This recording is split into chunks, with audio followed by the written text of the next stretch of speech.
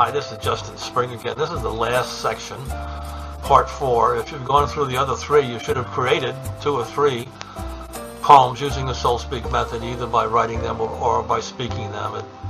At any rate, no matter how you create them, whether it's writing or speaking, that the major thing is there are some hints I can give you to make sure that you get maximum benefit from the method. So the very first thing you can do to get maximum benefit from the Soul Speak method is turn off your mind and stop thinking about how it works or why the words are like they are. Forget about that at this stage of the game. I'll say something more about that later. The important thing is when you open your poem, you must open it sometimes in my dreams to turn off your critical mind, if it allows you to do anything, and you should turn it off.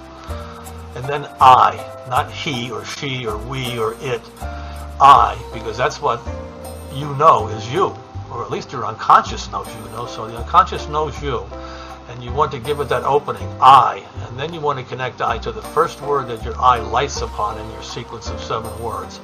Don't try to think it, don't try to outfox the unconscious, you will lose every time, and you wind up with crap.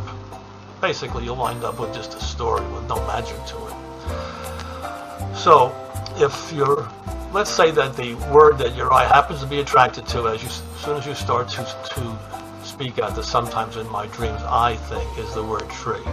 Let me give you an example. Sometimes in my dreams I'm a tree. I don't know why they came out. That's one of the possibilities of the hundreds of possibilities that might come out. Others are I'm behind a tree, I'm painting a tree, you know, whatever comes out, you want it to come out. That's the stage setter, that's the opening line, the opening scene. If you don't get that down in the story, and these are story poems, your poem's not going to work, and you have to move into that scene. You can't stay on the outside looking at it. Emotionally, you have to just go into it. That when you say, sometimes in my dreams I'm a tree, you want to become a tree. You want to feel the sap inside you. You want to feel the bark on the surface of you. You want to feel yourself branching out into many branches. You just want to move in there. There are birds on you. There are leaves sprouting from your arms. The sky is all around you. You can feel the roots in the ground. You have to move into it. And if you move into it successfully, not thinking, just becoming the tree, then when you look at the second set of words, it's going to be magic, complete magic. The poem will take off. And the same goes for things that are not as dramatic. You know, sometimes in my dreams I'm climbing up a tree. I want to feel like when it climbs the tree. You know, I haven't climbed trees. I don't want to tell you how many years. But when I was a kid, I did, and it was an experience. You'd get the bark on your shins and your legs, and you'd shimmy up, and you'd be hugging the tree like a bear, you know. You want to do that. You want to get up. You want to feel what it's like to climb a tree, and you want to be up there. And all of a sudden, you're looking down at your buddies, and you're high up in the sky, you know. You're like a bird. Once you start to feel those things, and when you look at that second set of words, the poem is going to ignite. I will guarantee it. Okay, so that's the first thing that you want to do. The second thing is that you want to have some music in the background. Just play it, and the best source of those music, since we want music that goes at about 60 beats a minute, which is very unpopular. 110, 120 beats per minute is what we have in pop music today, maybe 90 at its slowest.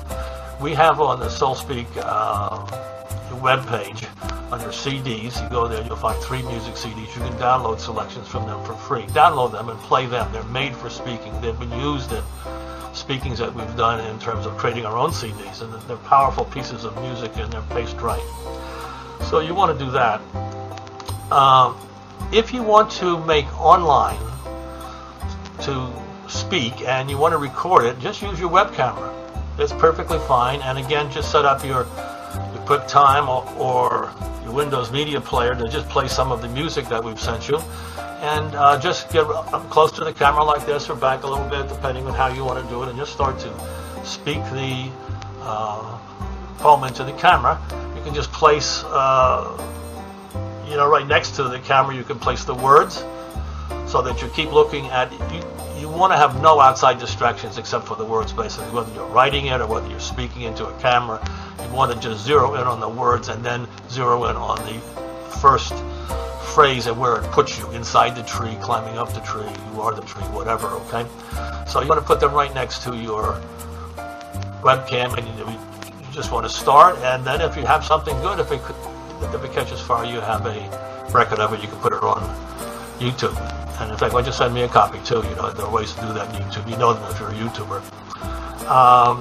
What I'm going to put up on the screen now are whole sets of seed words from a book, which you can get. I'm going to give you the web address to go there. You can download the whole book. It's everything I've told you, but it's in writing. It's much more detailed, and teachers can use it and things like that. But it also has whole sets of seed words, and then it has an explanation how to make your own seed words. One word of caution: it's best if you have a good friend, or a sister or brother or somebody that you like, give you the seed words. You ask them the 7 questions and have them give you what their first response is, what first comes to their mind. And I say to have somebody else give them to you, because if you ask the questions of yourself, often what happens is the conscious mind gets in there and it starts to make up very fancy words for you, or what it wants to hear. A good friend kind of is tapped into you, and so when you ask them, you give me a color, they'll give you a color that somehow is going to help you. You just tell them, I need some words to help make a poem. Don't think about it. I'm going to ask you some questions. Give me the first thing that comes to your mind, and then you'll see that section, okay? And you'll see the section on how to download the entire book for free, and then you'll be off and going. So, hope you have a good time, and hope to see some of your poems.